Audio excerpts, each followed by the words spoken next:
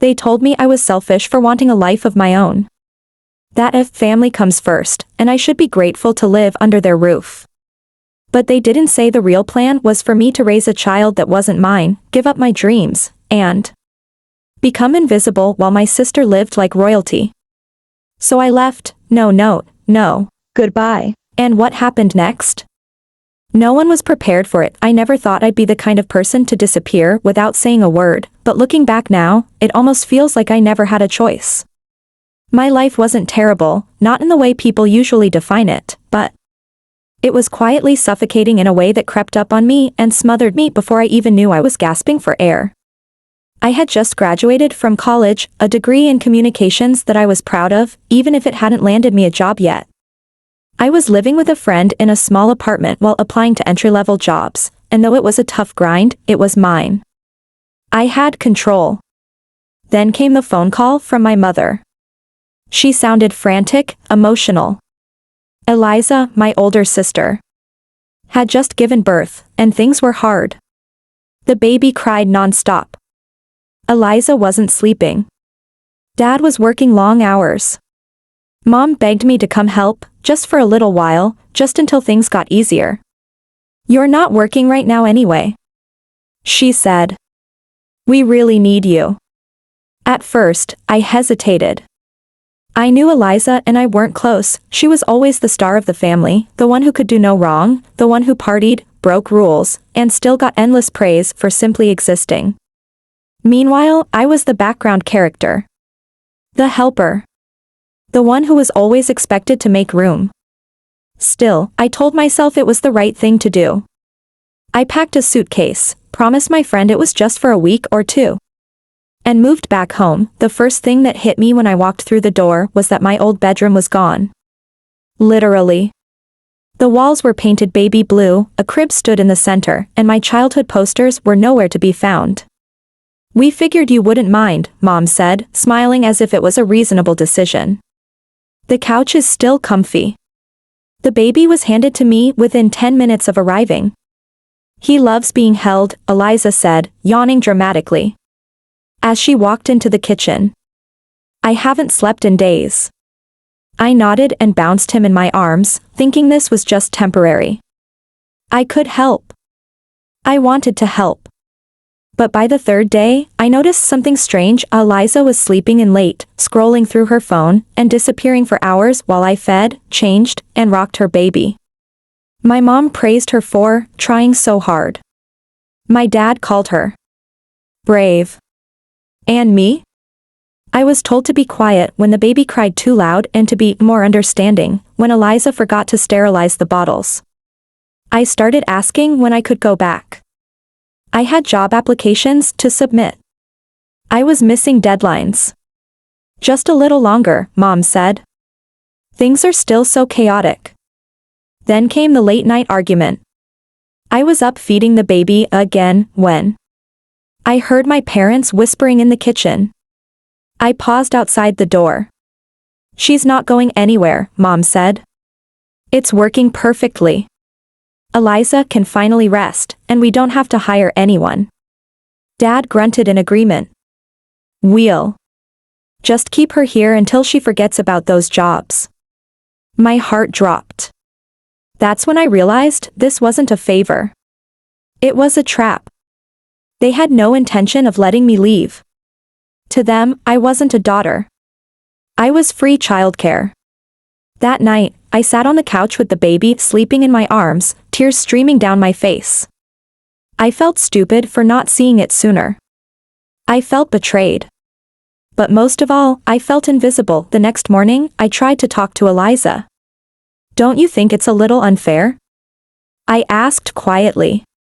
"I'm here all the time. I haven't even opened my laptop in a week." She looked annoyed. "Why are you being so dramatic? You're good with him. And it's not like you have a real job or anything." A real job. That's how they saw me. Useless unless I was useful to them. Something inside me snapped. I went back to the couch, opened my email, and sent off the few job applications I had left in draft. I didn't care if the baby cried. I didn't care if the house was a mess. That night, while everyone was asleep, I packed my things quietly. I had $200 in my bank account, a full charge on my phone, and no plan. But I couldn't stay, not another minute. I left a short note on the kitchen counter, "Don't look for me. I need my life back." Then I walked out into the night. The first breath I took after stepping off that bus felt like I had lungs for the first time. I was in a new city, loud, strange, full of people who didn't know me and didn't expect anything from me. For once, I was nobody, and that felt more comforting than I could ever explain. I found a tiny, overpriced room above a coffee shop through a friend I hadn't spoken to in a year. She didn't ask questions. She just said, "You're safe here. Stay as long as you need." That one sentence nearly made me cry. I slept for 14 hours straight that first night, with no baby crying, no footsteps down the hallway, no whispered manipulation from the kitchen. Just silence. I woke up feeling more human than I had in months. I spent the next few days walking around the city, applying for jobs wherever I could, bookstores, cafes, call centers. I didn't care what it was. I just needed something of my own. After a few days, I landed a part-time position at a used bookstore. The pay was barely enough to survive, but the peace? The peace was priceless. I'd spend my shifts surrounded by dusty shelves, quiet customers, and the hum of a ceiling fan that never stopped creaking. Every now and then, I'd catch myself smiling. Not because anything extraordinary was happening, but because no one was yelling, no one was dumping a child in my arms, and no one was pretending I didn't matter. I kept my phone off for almost a week. When I finally turned it on, it nearly exploded with missed calls and messages. My mom had texted me a dozen times in all caps. "Where are you? How could you do this to us? You abandoned your family." My dad was more reserved but still manipulative. "You've made your point. Come home and let's talk like adults." Eliza, of all people, had the nerve to message me saying, "You could have at least said goodbye to your nephew. He misses you." Not once did anyone ask if I was okay. Not once did they say thank you for the months I'd given up for them. I almost responded. Almost. But instead, I deleted every thread and blocked their numbers. I knew if I answered, even once, they'd find a way to guilt me back into that cage. I wasn't going to let that happen. Not anymore. Over the following months, things slowly started falling into place. I picked up some freelance writing work on the side. It wasn't much, but it helped. I used my communications degree to edit blogs, write product descriptions, even ghostwrite breakup letters for people too scared to end things themselves. It was strange, sometimes even sad, but it paid the bills. I finally bought my own bedding, a small lamp, and a second-hand laptop. My life was small, but it was mine. I started journaling every night, just to remind myself that I existed outside of the roles my family had shoved me into. I wasn't just Eliza's sister, or the helper, or the responsible one. I was a real person, with thoughts, dreams, and needs that mattered. Then, one day, an unexpected message popped into my inbox.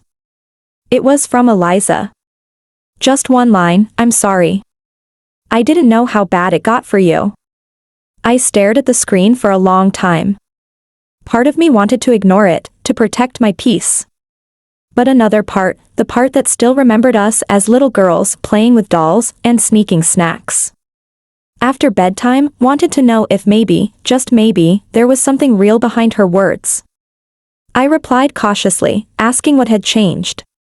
She wrote back, telling me that after I left, everything collapsed. Our parents had to take over the baby full-time. Eliza said she spiraled, realizing how much had been dumped on me without her even noticing. She admitted she was selfish. That she had been overwhelmed and took the easy way out, because she knew our parents would never make her take full responsibility as long as I was around. It wasn't a full apology, but it was more honesty than I'd ever gotten from her. We kept messaging back and forth, carefully, like two people testing the strength of a cracked bridge. She didn't ask me to come back. She didn't beg for forgiveness. And maybe that's why I started to believe her. Still, I didn't regret leaving. I couldn't. That version of me, the one who sacrificed her future for a family that saw her as a tool, was gone. I had worked too hard to rebuild my identity, brick by brick, to ever allow that to happen again. I started saving money, bit by bit, with the goal of getting my own place. I dreamed of a kitchen where I could cook in silence, a room where no one would barge in demanding help, and a door that only I had the key to. I wasn't chasing luxury, I was chasing autonomy. Freedom. A quiet kind of joy that didn't depend on anyone else. One morning, I was shelving books at work when an elderly woman struck up a conversation. She asked me how I ended up working in the city. Without thinking, I told her the truth about leaving home, starting over, and finding peace. She smiled and said, "You're not running away. You're running towards something. That's braver than most people will ever be." Her words stayed with me for days. For the first time, I felt like someone saw me, not as a disappointment, not as a tool, but as a person who survived something and came out stronger. And that's really how it ends. Not with a big dramatic moment or a tearful reunion. Just a girl, in a small room, living quietly and finally belonging to herself. No longer the unpaid nanny. No longer invisible. Just me, finally seen, first by myself, and slowly, by the world I chose to step into. If this story moved you, don't forget to like, share, and drop your thoughts in the comments. Subscribe now to The Silent Revenge for more powerful stories that speak the truth no one else dares to tell.